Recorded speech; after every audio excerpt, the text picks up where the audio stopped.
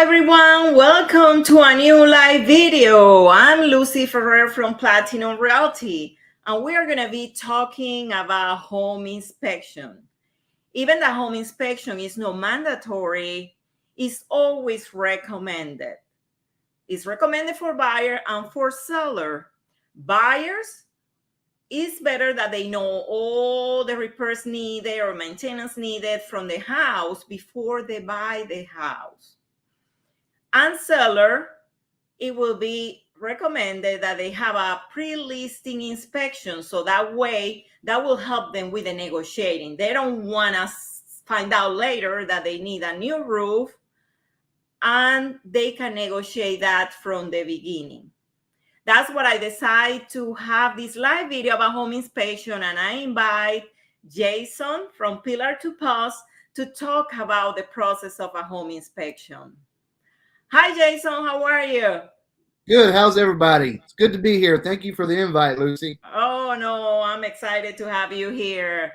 Tell me a little bit about yourself. Where are you from? What is your background? How did you start in the home inspection business? So I was actually born here in Wichita. I was raised in Texas. Moved back to Kansas, Wichita in 1996. I worked for a company when I moved here for 22 years. And then some things were going on with the company, so I decided to take off on my own, and I looked into some other businesses and decided I wanted to be a home inspector. Put myself through the training, and here we are today.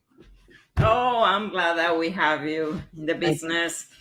Yes, tell me a little bit about the process. For example, I have a buyer and they call you. Okay, What is coming next? From there, I will take their phone call or call them, and then recommend some services, some add-on services that I offer that they might be interested in. Put all that together. I send out an email with my visual inspection agreement for them to sign electronically. It kicks back to me. I sign it. Make sure all the scheduling is good with everybody, including the seller and the seller's agent, buyer and buyer's agent. Get it scheduled, send out that agreement, and then they sign it. I sign it. We're good to go. Okay, cool. So then the day of the inspection, you get there. And where do you usually start your home inspection? So I usually start at the very front, starting with the driveway. I work my way up to walkways, patios or porches, decks, then to the ground surface around the home, wall surface, trim, windows, eaves, fascia, soffits, up to the roof is what I do on the outside. And then I go to the inside from there, look at the furnace, water heater, make sure the appliances, the stove, the dishwasher is all in working condition. Make sure there's no leaks underneath the sinks and the plumbing. Make sure everything's flowing right. And then when I get done with that, I actually put a report together. I do print on site, and I also email it. Oh, okay. So usually how long it take that home inspection? Depending on the size of the home, I'm usually around 2.5 hours to 3. To 3, okay. Yeah. And what are the other home inspections that you do? Do you do like sewer scope or radon or what? I offer sewer scope, termite, radon, and mold testing. Oh, a mold testing too? Yes. Oh, that's cool. Yep. Is that common? A lot of people do that, or? I get quite a bit of business on it. Usually I take air samples to see what the mold spore levels are in the home. Unless I can physically see mold, I can take a sample of that and send it in, and they'll tell me what kind of mold it is, if it's in a fermentation process or if it's a dead and not growing anymore type of mold. It tells me all kinds of things in the report that I can tell them that, look, this house needs to have a thorough cleaning. We need to do a full on blown mold remediation, or maybe we need to clean this one little area where it does show signs of mold and move forward from there. Oh, okay. And about the sewer inspection, do you recommend the sewer inspection to be done in any house, or is some homes that you think that, because for example, I sometimes said to my buyers to do it mostly if they are very old homes. But can you find out too from the flow of the water if it might be some sewer issues? No, you Or can't. no? No, you need, if you want to know what type of sewer you have, you need to get a sewer scope. They actually run a camera down through the sewer line, and they can tell you if it's full of debris or trash of any kind, or roots, especially is usually the problem with the sewer lines, and whether it needs to be cleaned out or not. If you have any dips or any damage to the pipe at all, they can tell you then. And those are usually real important because putting a new sewer line could be expensive. Oh, yes. Sometimes upwards of $10,000. So, right now, a couple $100 on a sewer scope might save you $10,000 down the road. Oh, and it happened to me. Have you find any clothes or anything in between the sewer line? Because one time they find a shirt in the middle of the sewer line. Sure. I mean, I know I've never seen it, but I know stories out there where the sewer cap was not, or the clean out cap was not on or missing. And squirrel will get down in there and die and plug up the whole system. That's why it's important to have a clean out cap on your clean out access if you have one. That's important. Yes. What are any common issues that you find sometime with a home inspection? Probably the most common one, which is normal of maintenance stuff, would be like caulking around windows and trim, cleaning the gutters, that type of stuff. Maybe I've even seen some where the drain for the sinks was leaking and the seller didn't even know it had been leaking for a long time, and the floor of the cabinet and the floor of the home had some wood damage. Oh, wow. Yeah. And another thing that happened to me is that sometimes the home inspector go and they said that in that moment is working the cooling or the heating, and then later stop working. What that usually happen? There's no predictability on the lifespan of units. They're made by man, so it eventually will fail. Even if it's just one little part, there's no way to predict that. That's part of my visual inspection agreement. I test things at the time of the inspection, and it's working. Because you're right, it's happened to me before. I tested units out, and the day that the buyers moved in, the furnace quit working. No rhyme or reason. It just quit. So, of course, I've got contacts, so I sent my guy out there, and it was, a $20 part, and got them back to heating their house again. So, okay. It happened.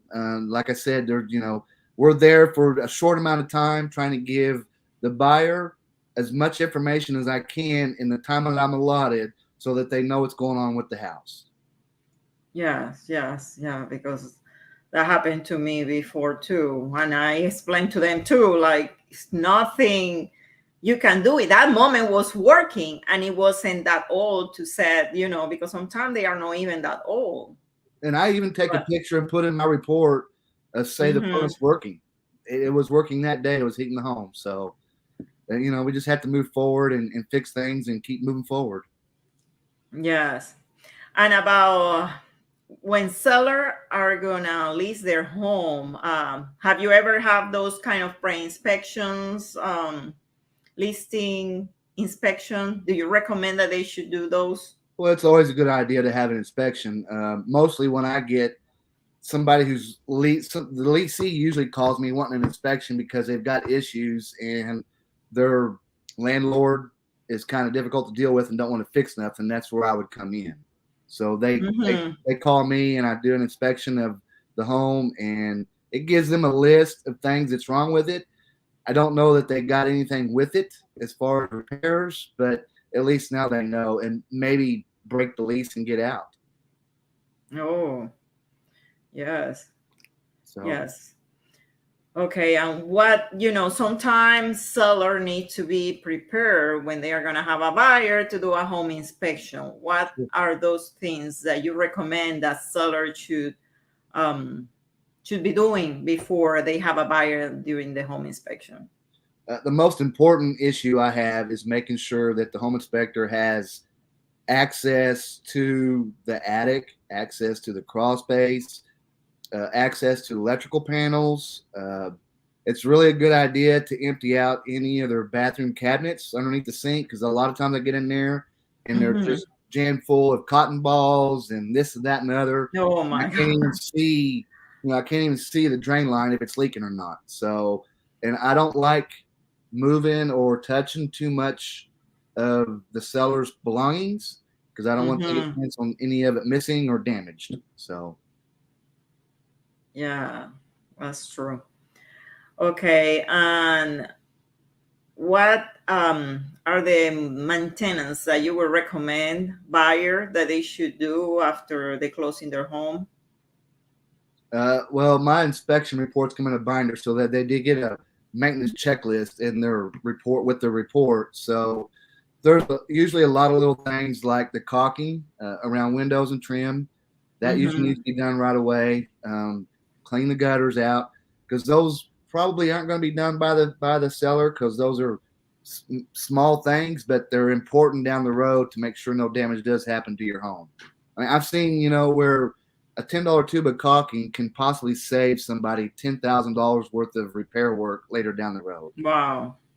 If you don't caulk your trim or window and it rains 10 years later, you've got rotted wood. And, it can cost you a few $100s up to thousands of dollars to get all that repaired. It's true. It's true.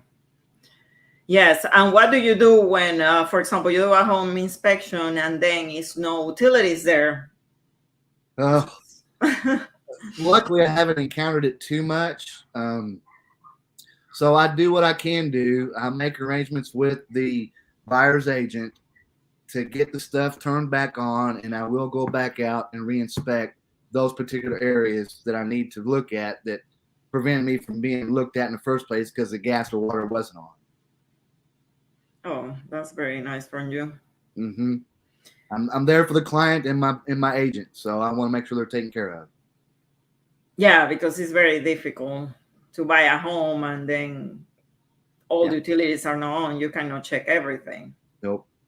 That prevents me from doing my job properly.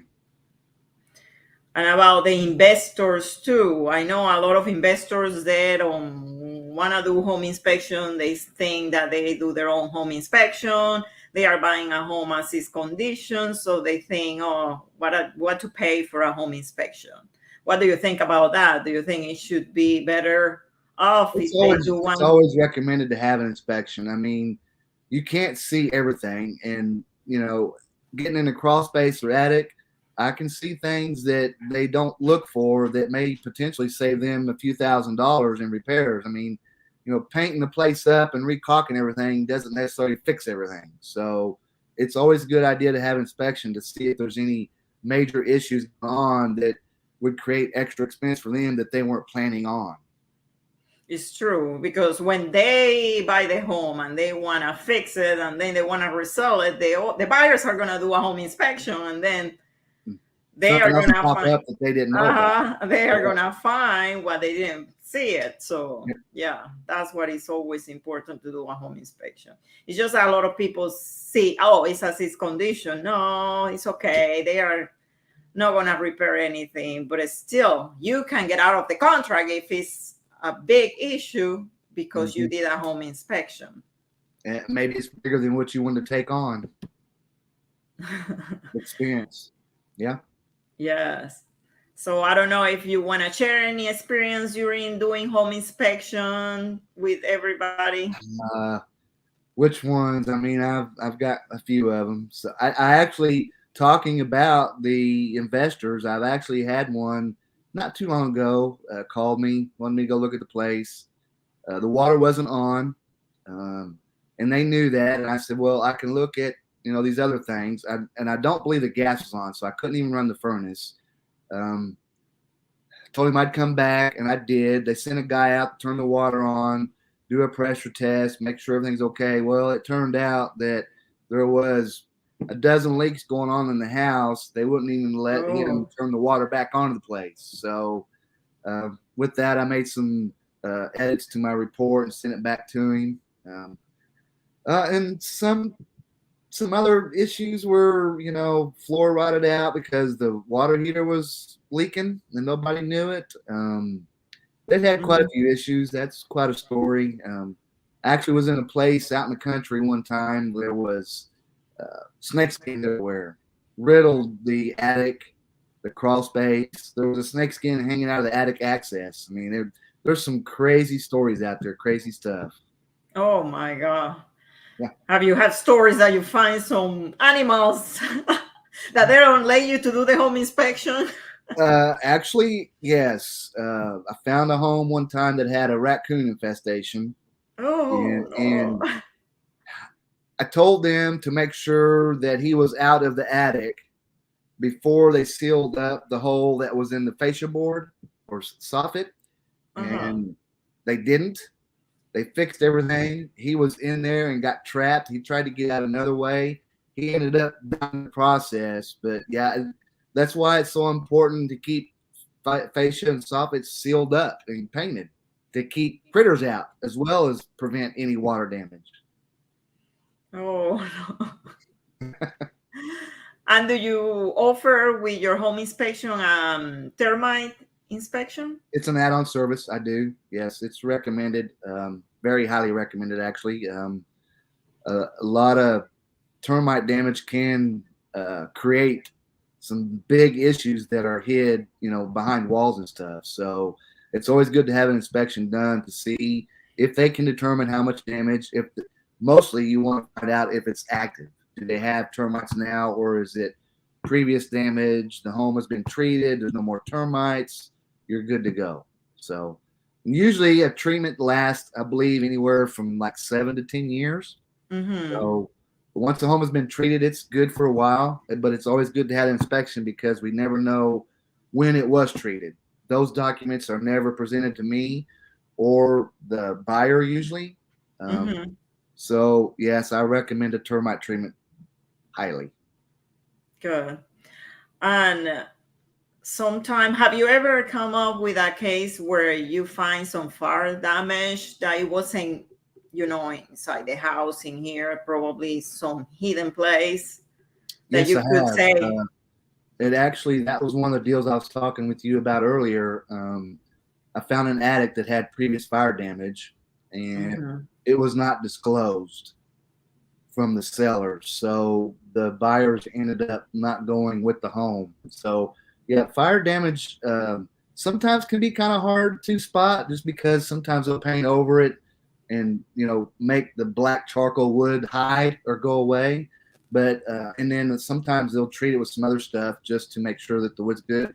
And you can always tell too if they run a cyst or a board in, like on one of the trusses or the joist, to help support the structure, because there has obviously been damage and it weakened that board, and you don't want weakened boards in your attic or crawl spaces. So yes. yes. Yeah, that happened to me one time, but the buyer knew it, and they ended up buying. They didn't have any damage. It's just that they knew that the house was probably have some fire in the past. Yeah, there was another house I did that had been on fire, and I think it was the back half of the whole roof structure had been replaced, redecked, re-roofed, everything, and you could see it pretty easily in the attic. But it seems that the work that they did, it was they would have had to gone through some coating inspections, make sure the structure is viable to hold itself up. Yeah. No, okay.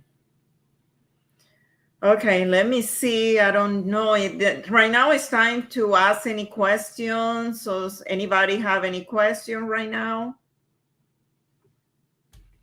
Let me go to the side to see if it's any questions there. I do not see any, Lucy. What you said? I said I don't see any questions in the chat area. Yeah, I don't see any questions, I guess. Well, thank you so much. Sure.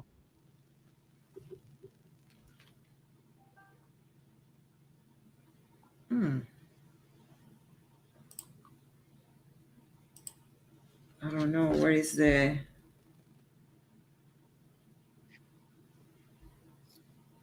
Oh, somebody say that it's not activated, the question. So I don't know. Let me see. Show. Oh, somebody is asking that how much is the cost of the home inspection? My costs are based on age and square footage of home. So mine started around 385 and go up from there.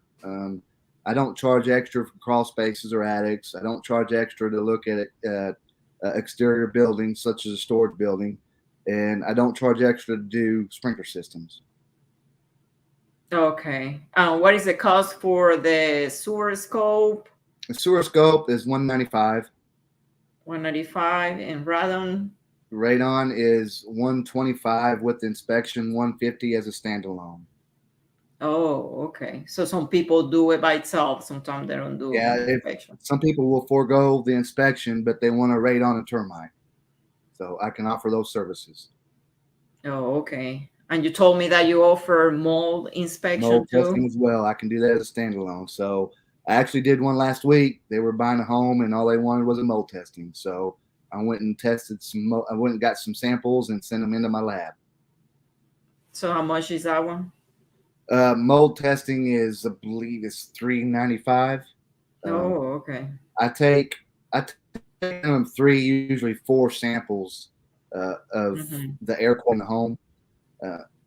And if I do, like I said, see physical mold, I can take a sample swab or a tape lift of that and send it in too to see if it's active or if it's inactive mold growing. Oh, and I send all the results out to the clients. Perfect. So anybody else have another question? Let me see. Here's oh,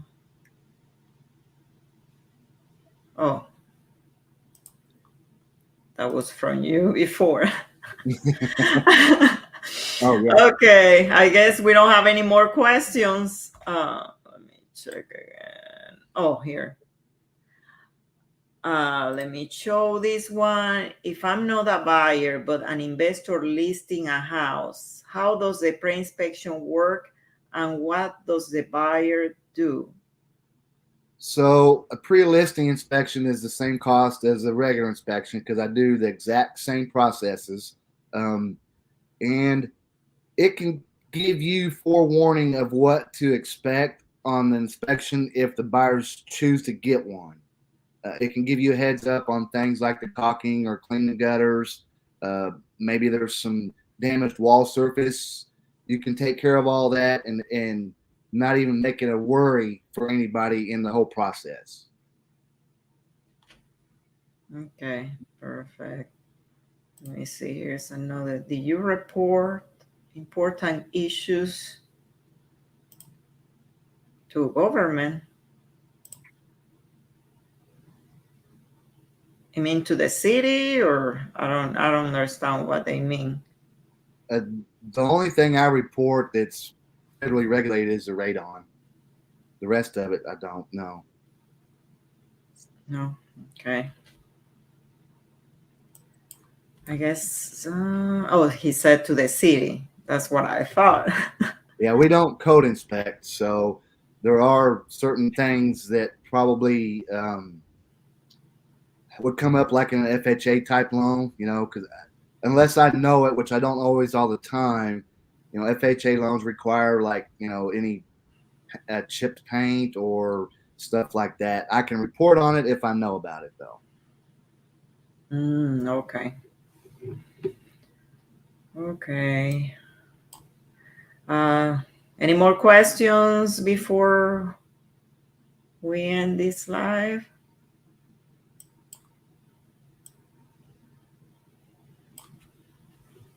I guess we answer all the questions. Take you, Jason. Thank you, Lucy. Y'all have a good evening. Yeah, you too. Thank you. Bye-bye. Bye-bye.